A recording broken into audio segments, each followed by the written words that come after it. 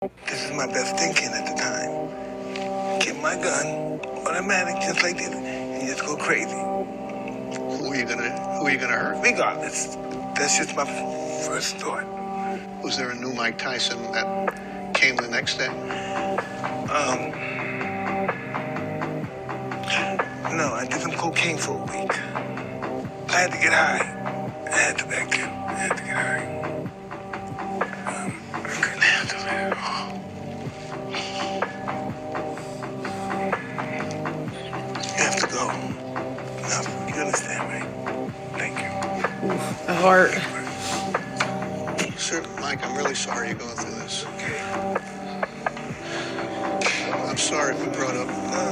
It's okay. I gotta grow up. Stop. Goddamn man. Stop crying. So I have like a lot of things I want to say about this video. First and foremost, sometimes I wish that the interviewers, they would take the time to really think these questions out, because I understand that he's a tough human being and, you know, he portrays himself as a very strong individual. He is a strong individual.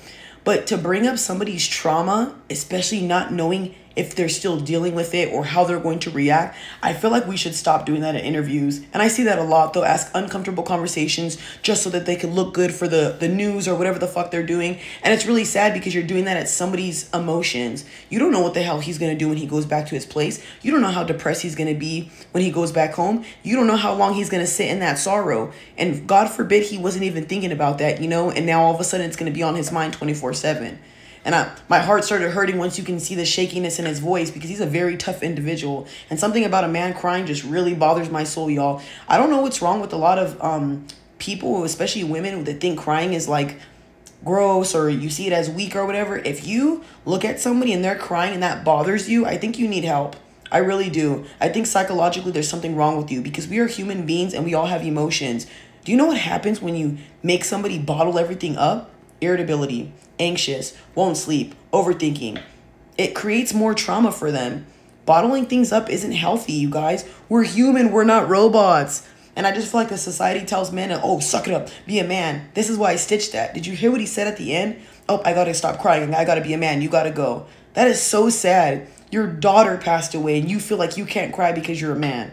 If anything, you should be allowed to scream and cry for as long as you need to, because your daughter passed away. If y'all don't know, he has a home gym or whatever, you guys, and his daughter was on the treadmill and she obviously, you know, passed away and he found her that way.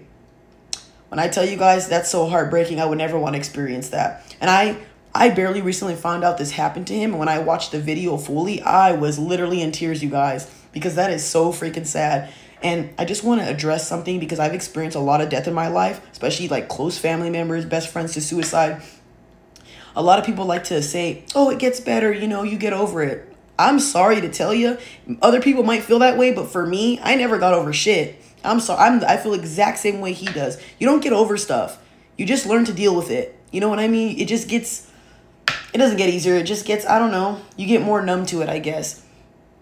And the more and more you experience death and bad shit, you just get accustomed to it. You get desensitized to it. But doesn't mean it's not burning in your soul. Doesn't mean you don't think about it every day. Doesn't mean it's not killing you inside. Now, I understand everybody's different. You could do things however you want to do them. But if I ever have children, and when I do have children, I'm not expecting my sons to scream, cry all over the place. That's not something I want. But I definitely don't want to be that type of mother that's sitting there telling them, suck it up, be a man. I don't like that. I really don't. Because if my son needs to express his emotions or needs to talk to me about something because I'm going to be the only woman he's going to be able to trust, we're going to do that. You know what I mean? Because if I can prevent my son from offing himself or feeling like he can't go to nobody, I would love to do that. You know what I mean? I'm not going to be the perfect parent, but I could sure try. And I just feel like from here on out, if people really looked at the bigger picture, we all have mental issues in some form, you guys. We all deal with anxiety, depression, you know, we all overthink. We're all going through something in life. So really think about how evil that sounds to tell somebody to suck it up. And then I just couldn't imagine like looking at him and thinking, he's weak because he's crying. Can I really say something? The reason why I laugh when people say men who cry are weak and simps or whatever, that's not true. The reason why I say that is because look at him. I don't see him weak. I don't see him as anything but a strong man. I think you're allowed to cry as a man, because you know why? He can cry and beat your motherfucking ass. He truly can. That's the reason why I say that. What's wrong with men crying? How does that make him weak? We're humans, you guys, with emotions. I'm not saying a man should cry every single day. That's not what I'm saying. So let's not misconstrue what I'm saying. And I also don't want you to think that I'm trying to feminize men. I don't like that either. But I also feel like we should get to a point where we are able to express our feelings to one another without it being so damn like toxic. Like, how is a man crying bothering anybody? I really feel like there's truly something wrong with people who get bothered at other people crying, whether it's a man or a woman. But like I said, y'all, I hope you guys understand where this is coming from. Just be nicer and kinder to people, especially when it comes to men when they're going through things. And if you've ever dealt with a man expressing himself to you like this, just be there for him. That's the least that you can do. Don't shame him. Don't bring it up. Don't mention it. And if you have done it in your past, we've all been there, done that. Just focus on being a better person and being there for people. I really feel like if we took the time to even ask men if they're okay and how's your mental health, that'd help a lot of men, you know. They just need a little conversation or just to know somebody's there for them. Have you guys ever realized this? That some men just need women to believe in them? Believing in somebody goes a long way, y'all.